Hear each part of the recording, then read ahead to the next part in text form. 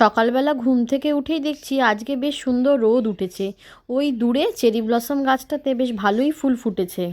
আমাদের গাছগুলোতে এখনও একটাও ফুল ফোটেনি, তবে মনে হয় না আর খুব একটা দেরি আছে। যদি এই সপ্তাহে বেশ সুন্দর সূর্য ওঠে তাহলে হয়তো এই সপ্তাহের মধ্যেই ফুলগুলো দেখতে পাবো। গাছগুলো প্রায় লাগানো হয়ে গেছে, বাগানটা মোটামুটি পরিষ্কার করেছি। আর ওই ঘুম থেকে উঠেই আমরা দুজনে চলে এসেছি, একটু কত সুন্দর সুন্দর পাখি আসে সেগুলোই একটু দেখছিলাম।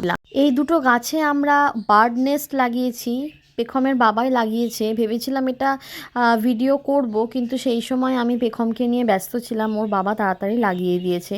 যদি একটাও কোনো পাখি এসে এখানে বাসা বাঁধে ভারী খুশি হব।